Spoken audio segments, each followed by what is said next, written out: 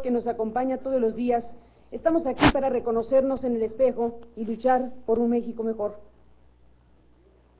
Agradezco todas estas expresiones y celebro aquí entusiasmada su existencia y el signo vital que las acompaña. Abrazo a quienes en todos los tonos y con los diferentes lenguajes se han manifestado en contra de lo que es a todas luces un hecho autoritario, desmedido e inaceptable. Un hecho así solo es imaginable en las dictaduras que nadie quiere para México. Castigar por opinar o por cuestionar a los gobernantes. El tema nos pega a todos. No solo nos afecta a nosotros como profesionales y a los ciudadanos a los que se les quita un espacio. Se afecta también a este medio de comunicación y al grupo empresarial que desarrolla diversas actividades productivas a favor del país. Este grupo está encabezado por una familia a quien estimo y valoro, fundada por uno de los hombres más queridos y respetados de la industria como fue don Joaquín Vargas Gómez. Lamento sinceramente que sus nombres están siendo acribillados con insultos en las redes sociales por la decisión tomada. Hay que preguntarnos, ¿por qué sucedió esto? ¿Y cómo fueron las cosas?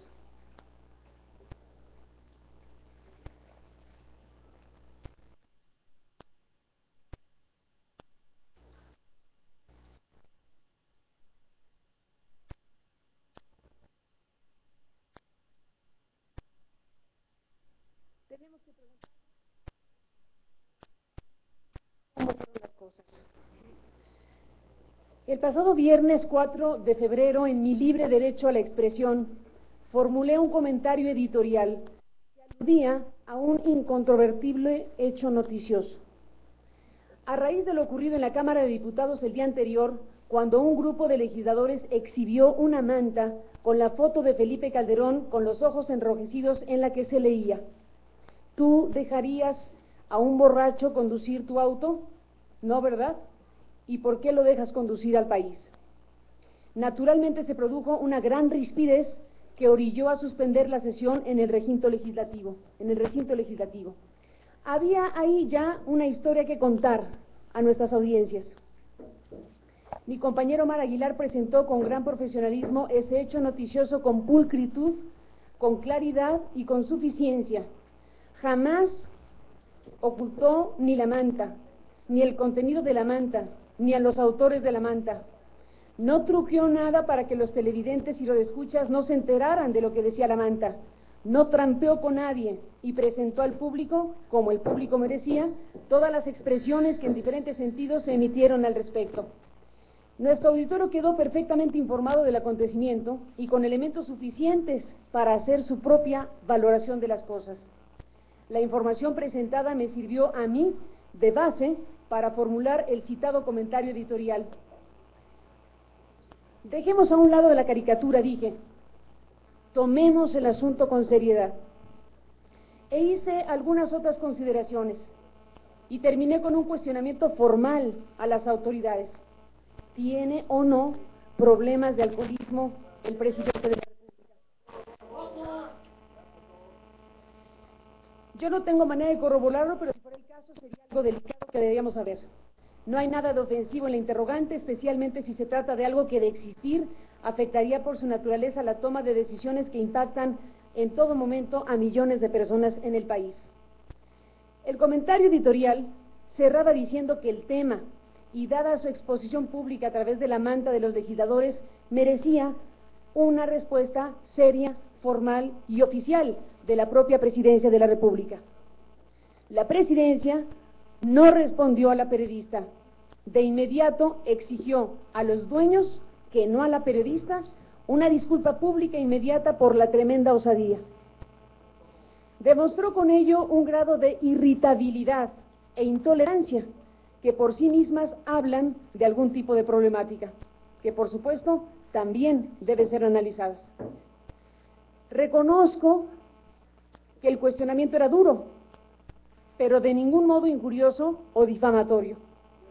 Tampoco se transgresó al código de ética que ha sido aludido.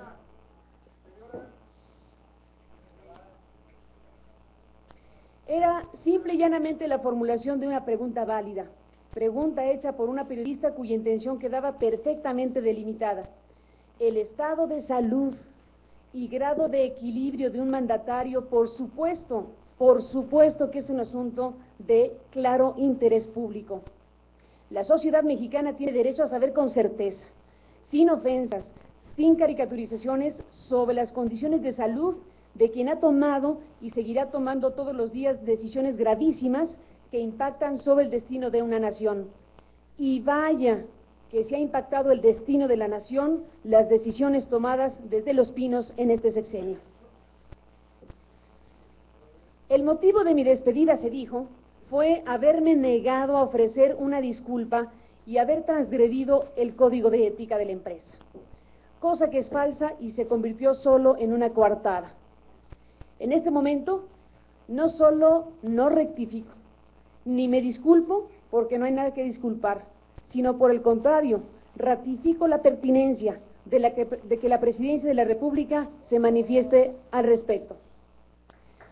Lamento sí personalmente que el presidente y su familia se hayan sentido ofendidos por el cuestionamiento. No hubo ni hay formulación de mi pregunta ninguna intención o ánimo de ofender. Lamento que ellos se hayan sentido que así ocurrió, pero aún así la pregunta sigue vigente. El ejercicio del poder hace que las figuras públicas sean sujetas a escrutinios e interrogantes a las que no estarían sujetas otras personas por razón precisamente de sus responsabilidades y del impacto de sus decisiones. En una democracia, esto forma parte del juego. ¿No tuvo Bill Clinton que hablar de semen depositado en el vestido azul de una muchacha ante una audiencia de millones de personas? ¿No acaso el estado de salud de Dilma Rousseff fue motivo de debate público antes de llegar a ser la presidenta que es? ¿Acaso no son las francachelas y excesos de Silvio Berlusconi materia de debate nacional? ¿Por qué en México los empresarios de los medios pueden ser sometidos a presiones indebidas para que silencien a los comunicadores? ¿Por qué la sociedad mexicana se tiene que conformar con una sola visión de las cosas? ¿Por qué fatalmente tenemos que vivir con la existencia de un duopolio televisivo que no solo envilece las pantallas con programas denigrantes y nocivos como los de reciente estreno, sino que es ya en sí mismo un poder que ha dañado la vida democrática nacional? ¿Por qué México está entrampado en una espiral de degradación e infamia sin que hagamos nada al respecto? ¿Por qué, como dicen los firmantes de una de las cartas de protesta publicadas en estos días, seguimos dejándonos conducir de esta manera al país? ¿Qué clase de democracia es esta? Que por un comentario editorial que irritó al gobernante, se le corta la cabeza a quien opinó. ¿Por qué desde el poder político pueden llevar las cosas al extremo, escalando el conflicto deliberadamente hasta lograr hacer las cosas imposibles, tanto al empresario como a la periodista, ocasionando la ruptura? La pregunta es, ¿cómo es que pudieron elevar desde Los Pinos el grado de exigencia, pidiendo casi la humillación por un hecho absolutamente sobredimensionado? ¿Cómo es que un empresario a quien tenemos por decente lo llevaron a comportarse de esa manera? ¿Cómo pudieron lograr que se sintiera obligado a tal punto como para exigirme la lectura de una carta, obviamente no escrita por mí, en términos que me eran ajenos y por supuesto no empataban con lo que dictaba mi conciencia, para satisfacer la ira presidencial? Una exigencia de la lectura indigna de esta carta que quien me la formuló sabía de antemano que yo rechazaría. Se llegó a ese extremo por el grado de vulnerabilidad en la que quedan quienes tienen negocios o concesiones en el mundo de las telecomunicaciones y los medios de comunicación en México. Ese es el tema verdadero. En este caso hay un conjunto de concesiones en juego y la resolución final sobre lo que pase con ellas se encuentra en el cajón del presidente. Lo que debería ser técnico, jurídico y legal, en la realidad es un asunto político y discrecional. La aprobación que ha pasado ya por todos los filtros legales y técnicos para tomarse está sujeta a la venia final del presidente, y ni siquiera a la venia final del presidente, sino a la venia final del presidente. Es decir, a los poderes dominantes con las telecomunicaciones, cuyo poder desmedido impide la entrada de nuevos competidores, y a los que existen les hace la vida verdaderamente imposible.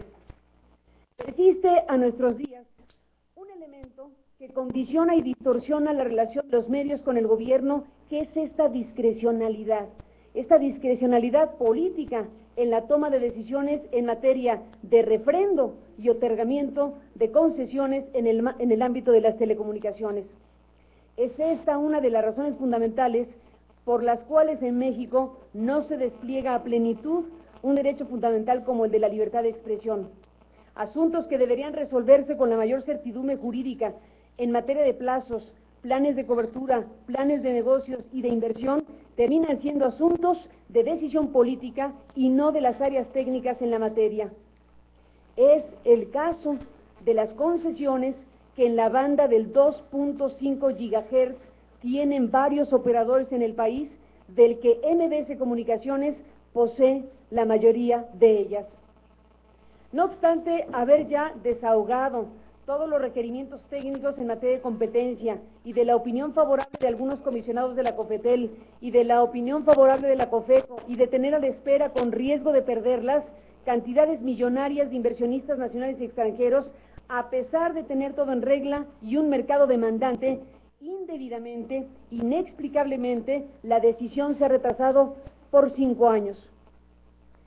Teniendo todo en regla, no hay razón técnica, tecnológica, jurídica ni económica que hoy no esté suficientemente satisfecha. La única razón que hoy impide a MBS Comunicaciones desplegar una red nacional de ancho de banda para Internet que compita con los grandes conglomerados es total y absolutamente política.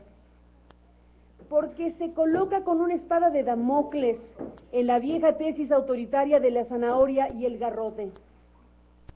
Te portas bien, te refrendo la concesión. Te portas mal, la detengo o te la niego. Este es el ambiente de presión en el que se desenvuelve la relación no solo de los concesionarios con el gobierno, sino es el ambiente en el que se desenvuelve el trabajo y el desempeño profesional de cientos de profesionales en su relación con las empresas de comunicación. Esa es la batalla diaria. En la medida en que los comunicadores y los empresarios batallan frente al gobierno, en esa medida las audiencias ganan o pierden en información.